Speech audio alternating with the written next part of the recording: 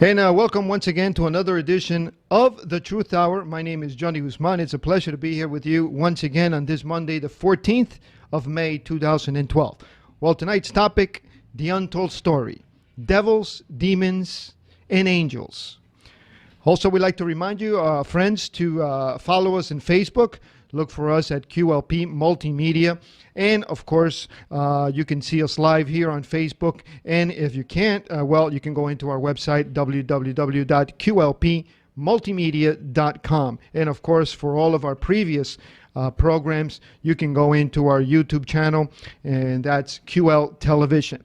Well, tonight's topic, we've asked our good friend Santos Bonacci from Australia to join us for an in-depth look on this untold story, devils, demons, and angels. So let's bring in our friend Santos Bonacci. Good evening, Santos, and welcome.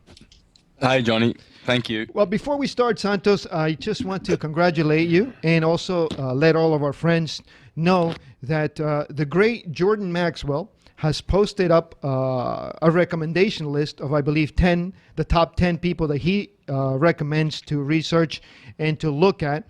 And out of those 10 individuals that he recommends, you are at the top of the list, my friend. Is that correct? Yep. And that, for me, is an exceptional, great blessing, honor, whatever you want to call it, because I've been following Jordan Maxwell's stuff for a long time. In fact, most of my family, my mother and my eldest brother in particular, and my youngest sister, are big fans, and my son. Yeah, I've got a lot of family members who follow Jordan Maxwell. My mother loves him. She loves him. Well, it seems like most people who began to wake up, I would say, started with this great man. I can say for myself that one of the first people that I began to research was Jordan Maxwell. And as a matter of fact, that movie Zeitgeist is mostly based on his research.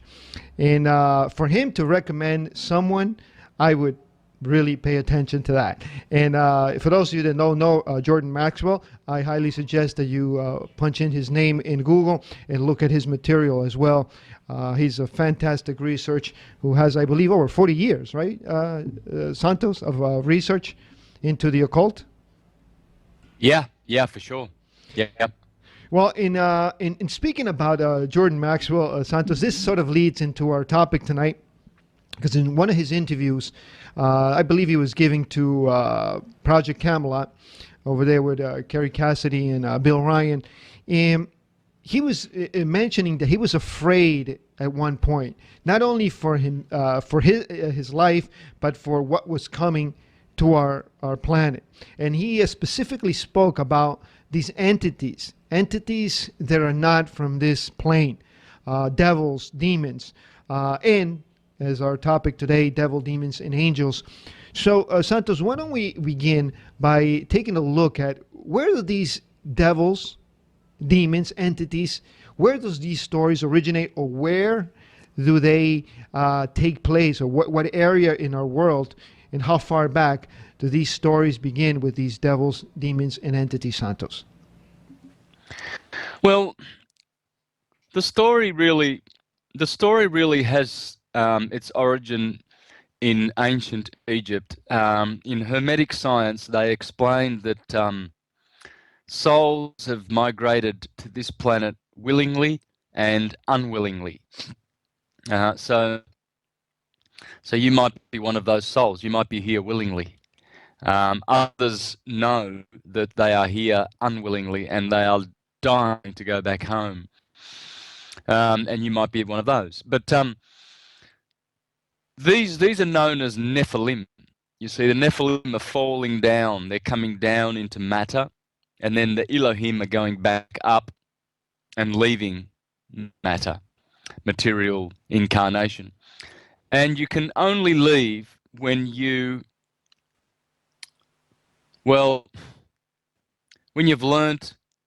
It's not about learning, but when you've experienced the experiences that you've needed to add to your soul, and then once you've done that, there's no need for further incarnation, and one can return with a higher vibration to the higher planes, you see.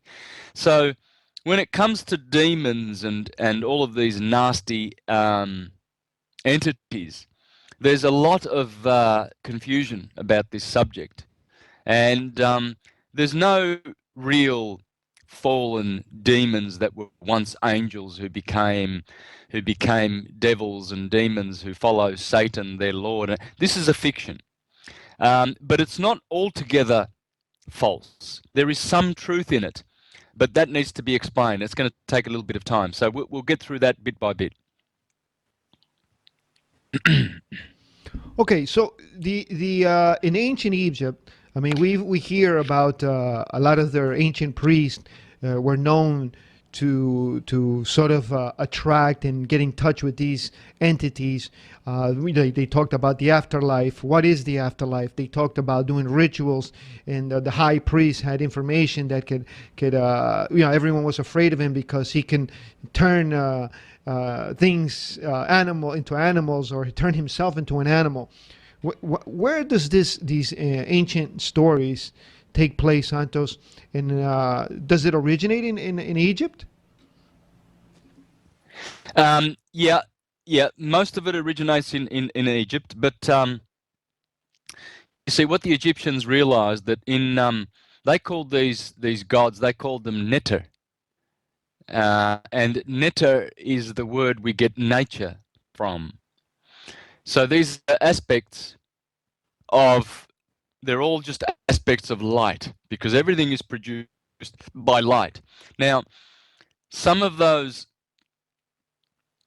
orbs that we see out there, there's 7 planets and luminaries in our solar system: the sun and the moon primarily, and Mars, Jupiter, Venus, Saturn, and Mercury. Now, they are what the Egyptians called the formators, the cosmocrators, the potters of Memphis, of Ra, and these ones, they as they go around in their orbits, they create different angles of light that they refract from the sun's light. And some of these angles are good, and some of them are bad. They're harmful. They're harmful vibrations.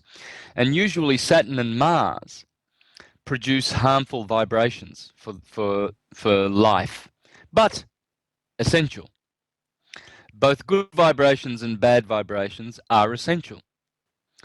And Venus and Jupiter are known to produce good vibrations. So these angles, as they go around, these angles are nothing but angels. You see, what we call angels. Angles, angels, it's the same word. So these light is not just beneficent. It also has its negative side. Electromagnetism, you see, electricity is positive and magnetism is negative. So light can produce beautiful things like photosynthesis and fruit and life, and it generates life, but light can also be destructive. I mean, you only have to go out into the Sahara Desert in the middle of summer with no water, and you'll find that the light from the sun will kill you in a very, very short time. It's just like water. Water is beneficial for survival, but you can drown in water. So the Egyptians understood that there were good angels and bad angels, good angles and bad angles. And this is primarily where the good and evil comes from. And we need these designations and polarities because we live in a dualistic world of electromagnetism. Everything is produced by electricity, which is the child of light. And so in our dualistic world, from the left brain, we see this polarity of good and evil. But it's all one thing, really. It's just different degrees of the same thing. Right brain thinkers understand this. People who have accessed the right brain understand unity consciousness, that everything is one. But for the purpose of experiment, experience, we need to have this polarity. It's a great teacher. It's a great way to experience. It's a great way of learning and remembering. Um, but but as to the true source of evil on this planet, we need to look at what's known as the dark satellite. In occult science, um, the dark satellite is the animal chakra of the Earth. The Earth has 7 chakras as we do. The Earth is a living creature. And she has 7 chakras, and one of those is known as the dark satellite. And when we go into the silver, into the bronze and iron ages, which we've been in for the last 5,000 years, this dark satellite is very prominent. And this is the source of the evil on the earth. Now, it's the primary source, actually. And the churches don't want you to know this because the churches are directly connected to it. But That's why Santos, where is this dark satellite? Is it a place on the Earth, or is it a where is this dark satellite? Well, it's part of the Earth's spiritual nature. It's just part of the Earth. It's in the Earth, and it's known as an orb. And when the Earth goes through the dark ages, which it has been in Pisces, that orb goes to what's called perihelion, which is the center of its influence on the Earth. But since 1881, that orb has been receding and it's going to apohelion, which means furthest away from the Earth. So I imagine it's in the it's in the Van Allen belt or in the magnetic field of the Earth. So you were saying Yeah. something about the church. The church doesn't want us to know this. Why? Well, because the church is connected to it, and the church does the works of the dark satellite. The churches are animalistic; they're not spiritual. They pretend to be. They jump up and down and claim goodness and have an air of goodness, but everything they do is vile. There's a lot of pedophilia and abuse, and a lot of jealousy and envy and spite and maliciousness and backbiting and gossip that goes on in churches. Despite the fact that there's many good people, what we call good people, that go to church, this is not an attack against them. It's an attack against the churches because the churches are putrid, and they do the works of the dark satellite. This is why they teach, oh, there's a devil out there, and God will deal with him. And he's very, very bad, and they point the finger to out there, but really the devil is in there, and they own the devil. They are the devil, and this is what happens. Criminals usually do this. They hide their crime by pointing to someone else. Oh, it was him. Oh, he's bad. Everyone else is bad except for them. But you will recognize them by their fruit. If a good tree produces good fruit, simple as that. A bad tree produces bad fruit, and in the Gospels it says if a tree is bad, you need to chop it down. So churches are a bad tree. There's no doubt about that. The fruit that comes from churches is absolutely putrid. And they are directly connected to the dark satellite. That's how the satellite perpetuates and prolongs its existence in the perihelion field. You see, now as the dark satellite is, and by the way, the dark satellite contains all the disembodied human beings that no longer are able to incarnate as humans, but must incarnate as animals. So you can imagine the anger and the fury of these entities that are contained in the dark satellite. They are very animalistic.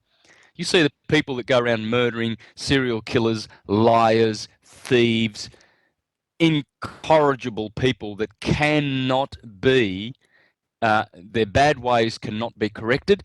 When these people die, they go straight to the dark satellite, and they are vicious entities, very intelligent at times, like animals. Any animal can display an abundance of intelligence, but they are still unconscious animals. To be conscious, you must be a conscious human being, not an unconscious human beast.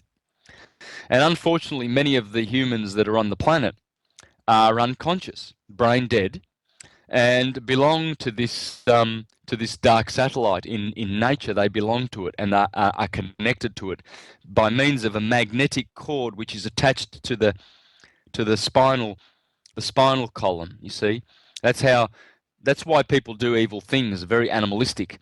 And at the drop of a hat, they will sell their, for a pocket full of pennies, they will kill their mothers.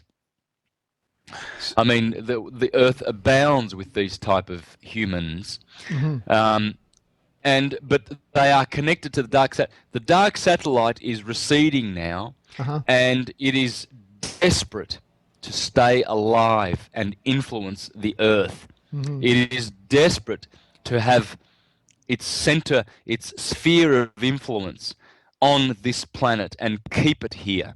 But it is receding. And the evidence of this is that consciousness is returning to the planet, and animalistic behavior, whilst it's still out there and it seems to be increasing, that's just a sign of the dark satellite trying to hang on to its dupes and its adherents. In particular, it lives through the churches, and in particular the cardinals of Rome. They are the representatives, the direct representatives of the dark orb on this earth. That's why the sooner we get rid of them and put them in jail, the better. Santos, but I mean, in the defense of animal lovers, if they would hear you say this, they would say, "Why is he talking about what animals are? All animals are evil? You mean to tell me that my doggy that I have in my house, it's some evil guy that went into this dark satellite and now he reincarnated into my dog?" Let's just say. How would we sort of clarify that so we don't offend the animal lovers? I mean, I understand you, but can you just clarify that a little bit? I mean, I've heard that before, that even the people that work in these slaughterhouses, and they just could care less about these animals, they're just slaughtering them and they're torturing them and so forth, that they sort of themselves reincarnate in animals for being cruel to animals. But can you just clarify that, what you just said, Santos, about that reincarnation into animals? Yeah, look, of course, not all animals belong to this category, but some animals are beautiful domestic animals that are also going up in their evolution, and eventually they will have to be human before they can return to unconditioned consciousness themselves. And we were there. We have been through the mineral, vegetable, and animal kingdom. All of our atoms, all of our beautiful subtle atoms that we carry with us through our incarnations, have been through the minerals, have been through the vegetables, and have been through the animal kingdom. So animals alike are also going through these incarnations. So yeah, there are good animals, of course, just like human beings. You can see the most beautiful and evolved human beings on this planet, which have exquisite love and generosity, whereas you see very, very nasty people who practice behavior which is just unthinkable to others. And animals, of course, are the same. You see, there are very, very vicious animals that are you can see some dogs that will attack a human being and maul it to pieces. That's viciousness. That's pure viciousness, and it comes from the atoms and the soul of the atom, of the animal rather. And human beings manifest the same viciousness too. But it's up to our evolution and our choices that we make as to whether we want to fall into these carnal lusts of killing and desire, or whether we want to rise above and eliminate these animal instincts in our lives and become as angels, so to speak. Hmm. Santos, you mentioned that the Catholic Church, the Vatican, the churches are connected to the dark satellite. How are they connected to the dark satellite? Dark satellite. Are they just thinking about it? Do they do rituals?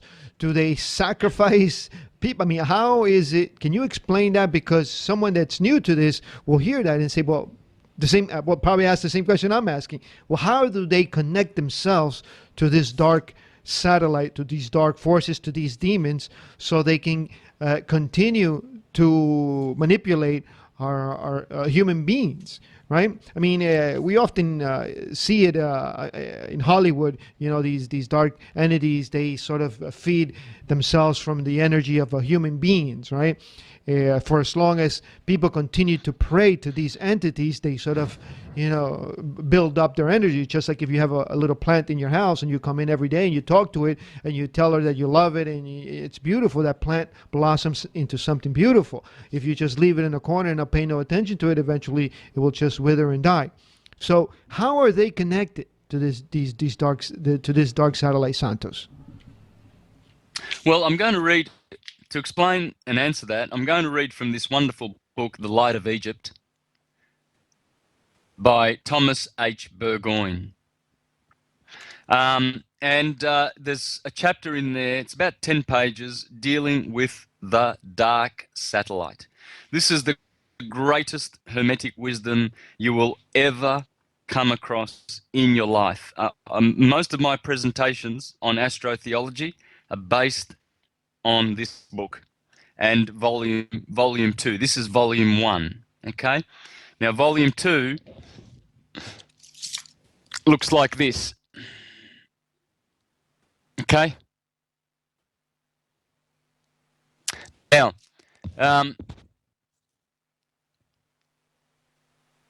the dark satellite has, okay, well, it goes on to say on page 133 here that there are 7 divisions of man. That's the 7 chakras. Bearing in mind the fact that the planet which man inhabits is also an individual possessing a 7-fold constitution corresponding in every respect to the constitution of man. Let him apply the hermetic law for himself. As it is below, so it is above. As on the earth, so in the sky. So what he's saying is, as you see 7 chakras here, and our animal chakra is down here, it would correspond to the lower chakras. Well, so does the earth. The earth has these chakras, okay? Now that magnetic sphere of our planet, which exactly corresponds to the animal soul of man, is what is occultly termed the dark satellite. It will then be seen that this dark magnetic orb constitutes the grand center of focus of the Earth's animal force. In other words, it is the realm of the undeveloped good in nature, whose terrible motto is embraced in the word self. It's very selfish. It's a very selfish, animalistic orb. During the golden and silver periods of our Earth's evolution, this dark satellite was in the apohelion portion of its orbit, and its influence was scarcely felt, or else its influence was seen and recognized only in its true relation to animal force and undeveloped good. As a factor of evil, it was imperceptible. But during the copper and iron ages, the orb in question gradually approached the Earth, and its dark shadows became more and more bewildering and potent until the year 1881, when it passed its grand perihelion point. So it passed the dead center in 1881, and now it's receding.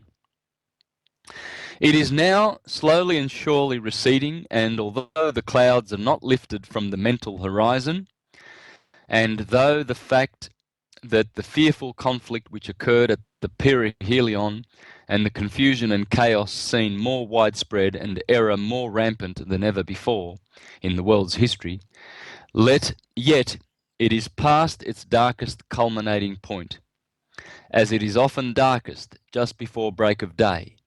So even now the dawn of a brighter morning is at hand, when the fearful, resolute truth-seeker shall be able to solve for himself this awful problem of good and evil, of light and shadow. Now, in the first place, this orb possesses a complete organization of its own and is governed by well-defined laws, the nature of which may be known only too well by patiently observing the merciless instincts of the lower animal nature as manifested in man, where the moral consciousness is absolutely wanting. So you see where moral consciousness is wanting, you see the influence of the dark satellite. That's what we call demonism. We'll get back to the word demonism in a minute. Throughout the whole sphere are numerous races of spiritual beings, many of them possessing the highest forms of cunning and intelligence possible to the animal plane. It is these beings who are neither elementals nor elementaries who are the producers of the greatest portion of the suffering and misery which afflicts mankind. They are the active occult agents. They are the active occult agents of that potent fraternity within the spiritual world which has its external expression and correspondence in the brotherhood known upon earth as the Dark Magi. Now, I can tell you for sure that the Dark Magi are the cardinals of Rome. They are not, they're not good boys, as they pretend to be. They are sorcerers connected to the dark satellite. It says it here, clearly. These two fraternities, the spiritual rulers and potentialities of the dark satellite upon the astral plane, and the schools of black magic upon the physical plane, constitute the two halves of the planet's evil desire. There you go. So it shows that the dark brotherhood called the black magi, they're also known in a footnote. He says at the bottom they're also known as the inversive brethren because they practice inversive magic. See, magic is a good word. I practice magic. All enlightened, clairvoyant people practice magic. But inversive magic is the opposite of good magic. It's black magic, and it's evil. And these entities, the dark satellite, they're mostly based in Rome, in the Vatican, and the Pope is the chief of these. He is absolutely rest assured that man is probably the most putrid, evil creature on the planet. Don't ever doubt it. And the cardinals, please, they are totally in servitude to the dark satellite. They have to be. That's where they get their power. But their power now is receding. They're losing that power. They're losing their dark magic. They're losing their force, this demonic entity. It's going away, and thank the heavens. So Santos, the cardinals of the Vatican, obviously we know that there's one cardinal per country, right? And each cardinals, supposedly the story that they tell us is that he's sort of like the representative of the Pope in each country. So each one of those cardinals is aware of these things and is directly connected, or are they being manipulated by the head honcho in the Vatican, Santos? I think they know. they know when they're raping little boys, which they love doing, and when they kill children and sacrifice them and drink their blood, which is what they do. I know many of your listeners are going to be horrified and they're going to just, totally and utterly object.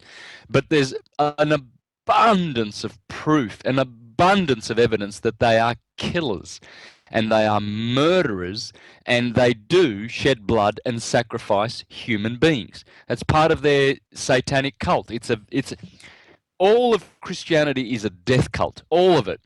And the reason being, Leonardo da Vinci pointed out that, where he said, anyone who worships a man and who does not recognize that the sun in the sky is the portal to God, and which is what the Bible refers to as the Son of God, anyone who puts a man on this earth, i.e. the historical Jesus, is committing a grave error. The cult that began with the emperors of Rome, based on a historical vicarious redeemer, is in fact a death cult. Now, I didn't necessarily say that. I can quote, here we go, this guy Celsus. Celsus was a 2nd century philosopher who exposed this Christian death cult, and he called them, in this book, he said, they are a death cult. They are a funerary cult, and they base everything on killing, oppression, and murder, and based on a historical Jesus, which gives them the right to go around conquering continents and lands in the name of a historical Jesus who never existed, because Jesus Christ is within all of us. It's the oil that flows up and down your spinal cord.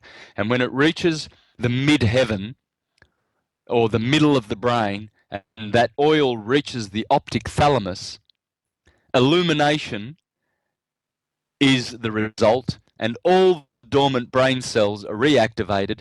And these entities in Rome that Celsus exposed, and so did Porphyry, I will recommend some good books to your listeners right now so that they can get on the right track when it comes to this truth. Julian the Emperor exposed them. He said, the Christians are slit throats. They will kill you at the drop of a hat and convert you with a sword. And history testifies to that. I mean, all the bloodshed that has been shed for the last 2,000 years is churches. It's churches.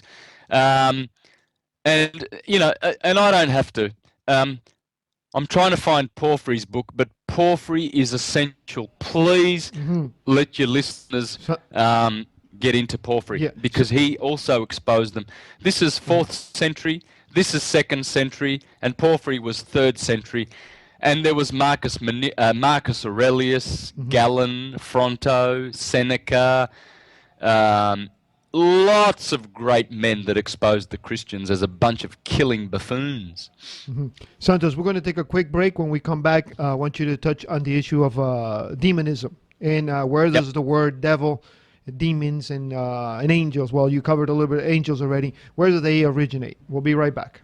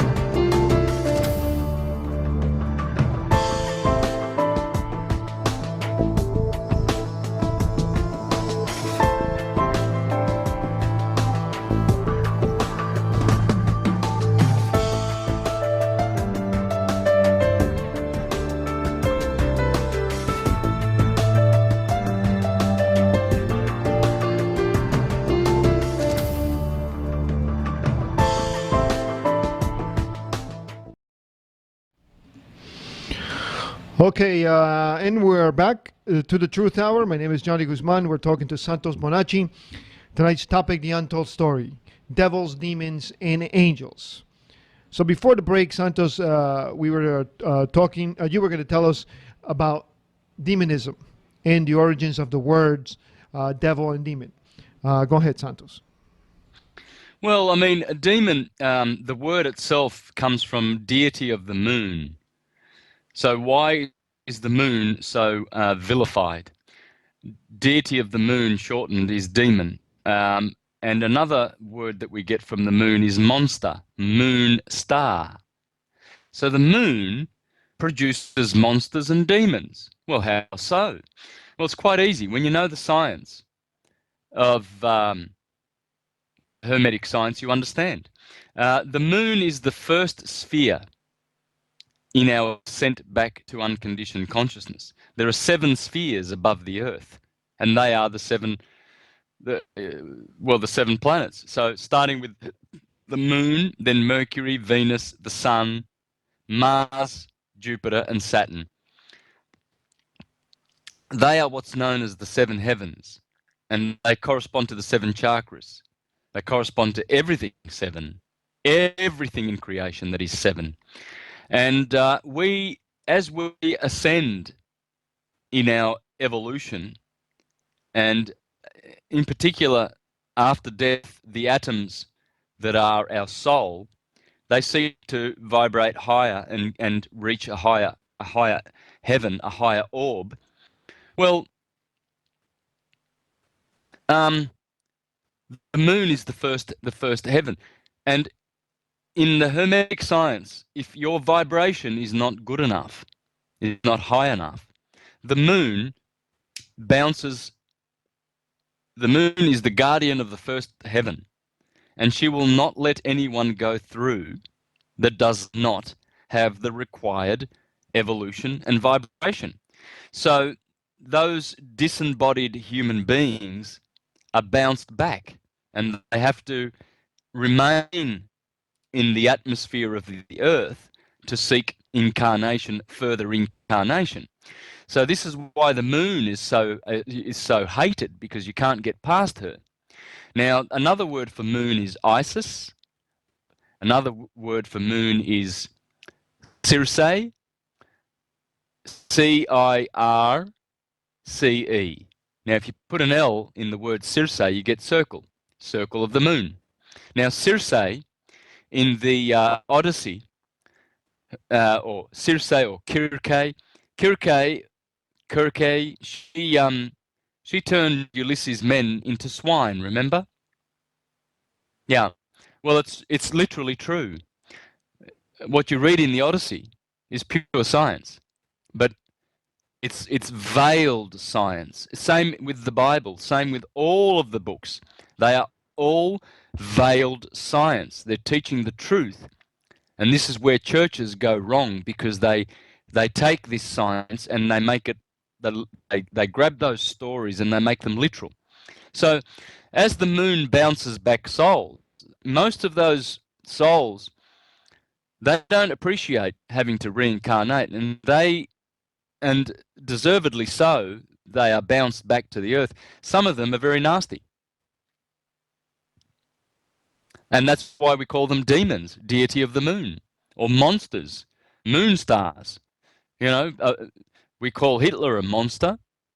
Well, you know, perhaps he's trying to get past the moon. Santos, so you mentioned that in the dark satellite, there's these orbs that cannot reincarnate back into a human being, right? So, is it okay to say that if they don't reincarnate into animals, they're sort of like floating around, and that's how these cardinals or other people who practice the dark magic or inverse magic, they channel these entities, and obviously would they be attracting that energy into them? Oh yeah, yeah. That's who they call God. That's the God that we swear on the Bible when we go to court, because court is a church. That's why they're dressed. I've proven this. The magistrate dresses in black because he's on the church of Saturn or Satan. It's the church of Satan. And when you go to court, you're going to church. The magistrate sits on a bench. The bench is a banco, which means bank, but it also has to do with the church of Peter, which is about tax and collecting money. The Church of Peter has been sodomizing us for 2,000 years, and the Catholic Church runs it. You see, and all the Protestant churches are under the same church. They believe in a historical saviour, which is ridiculous. A historical redeemer. We have to save ourselves. With the Pentecostals, when they speak in tongues and they say that they're speaking God's Spirit, they're speaking the animal languages from the dark satellite. That's why they're putrid. They're filthy. These churches are absolutely. They've got to be shut down immediately. We have to shut down all the churches, all of them. They're all doing business. They're all banks, and they're all working for Circe, the moon. It's another word for church. The moon is another word for church. Santos, you just made me think about something right now, as you were mentioned before with the animals. It seems like the obviously we can do a whole show on terminology and language, right? How they introduced certain words or phrases to subconsciously influence us in believing things, right? Sometimes I just thought about how there's so many words in our language that have to do with animals. I mean, you're fat as a cow. You're a pig. Yo dog. Hey, that's my bitch. And in the applications that we fill out, they put a female or male, which are animals. I mean, that's how you refer to animals. So I mean, in like that, there's tons of other words that we're so used to hearing, and it's kind of our normal language. They teach us that a stork, an animal, brought us to life, brought us into this world, and so on and so on. And it's so crazy how we've been manipulated subconsciously to accept these words and make us think subconsciously. And obviously we know that the subconscious mind is what rules our existence, that that we're animals, as you were mentioning before, Santos. Yeah. It's all there, and there's a reason why they treat us like animals. Obviously they're treating us like animals. You go to church and they call you a sinner and a dog and a worm and a grub and a groveler, and you're no good. God's going to save you, but you don't deserve it. It's undeserved kindness. God is kind, but it's undeserved. You don't deserve it. You're just a bit of scum. You're born in sin. You're treacherous. You're evil. You're dirty. You're filthy. You have to be cleansed by the blood of Christ, and all of this bullshit. The fact is, we are divine. Well, especially the ones who choose to accept their divinity. Yeah, and these are the true Christians. People who accept their true divinity. Whereas people who still believe in their sin and their vicarious savior that's coming in the clouds, they're going to stay like that. They'll stay like that for gazillions of years. They'll never get it.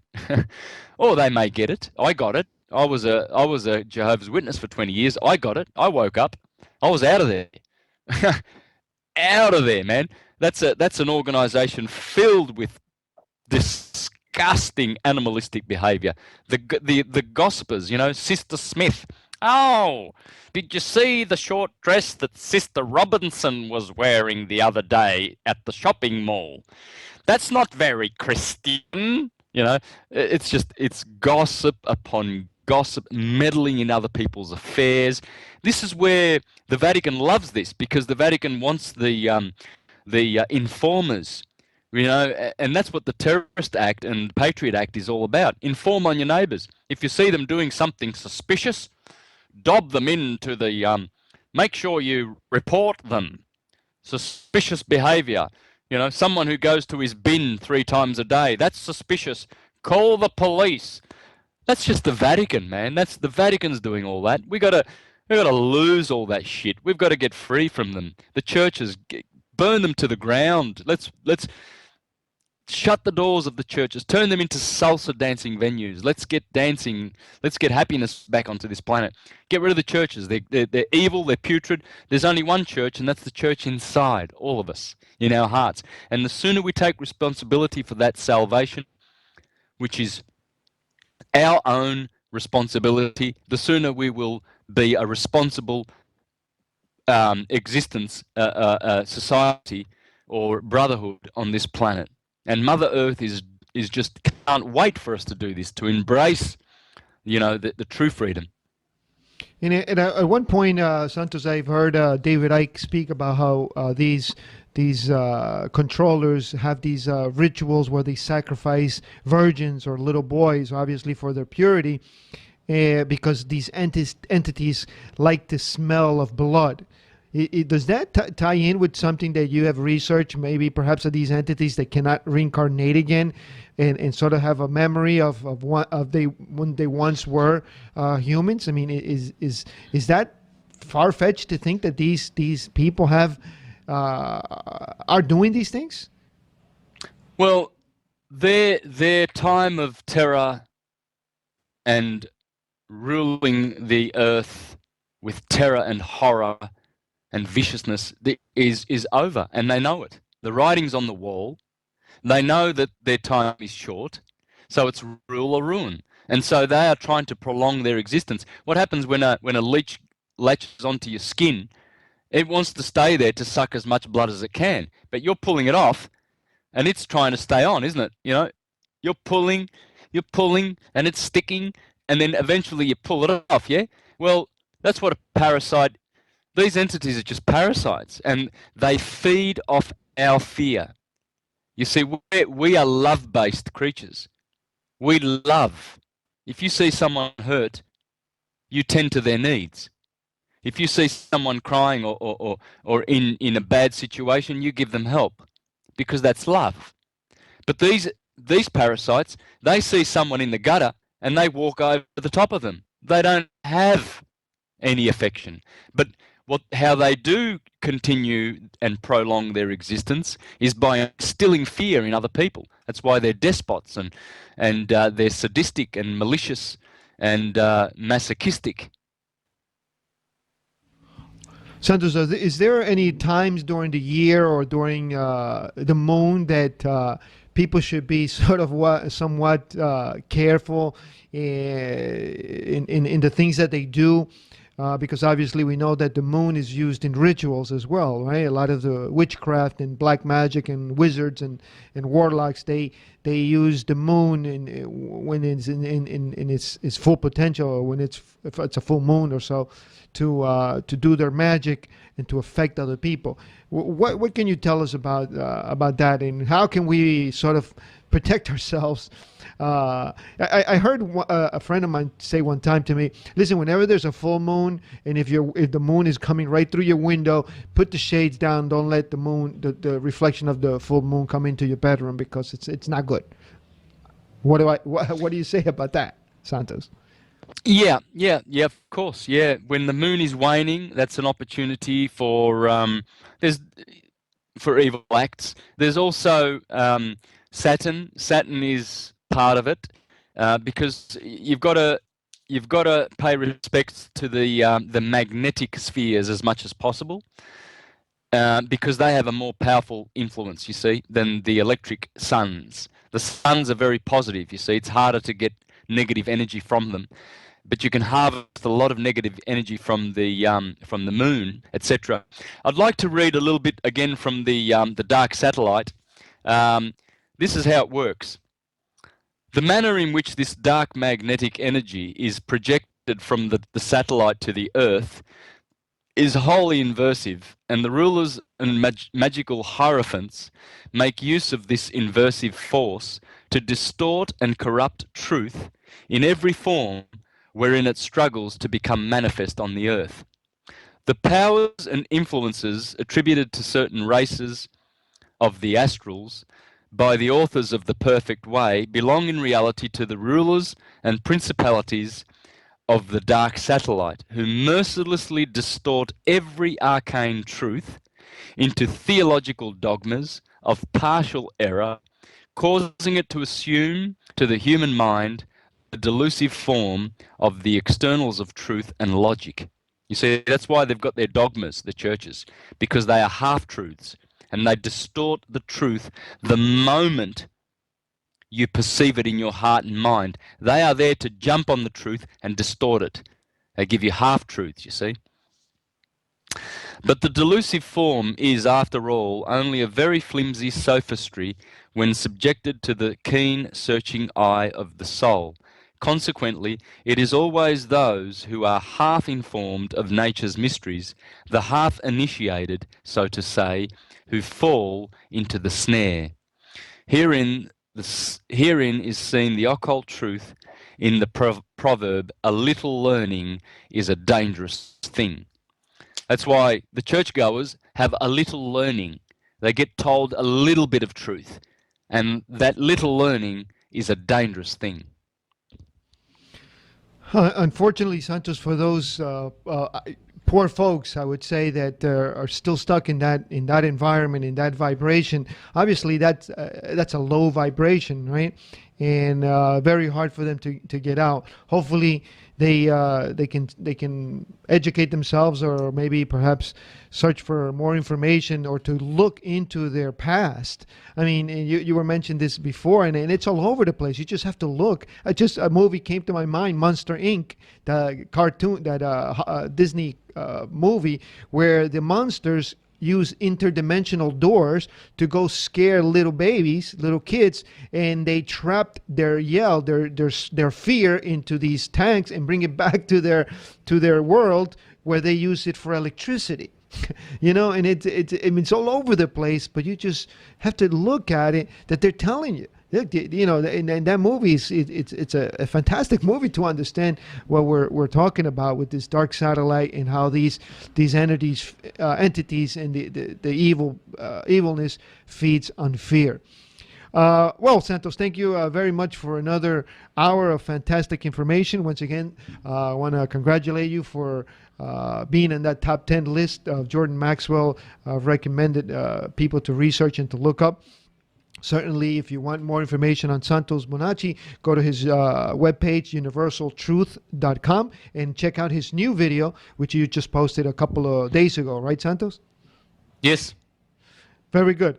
Thank you once again, Santos, for being here with us, and we'll see you next Wednesday. Ciao. Thank you.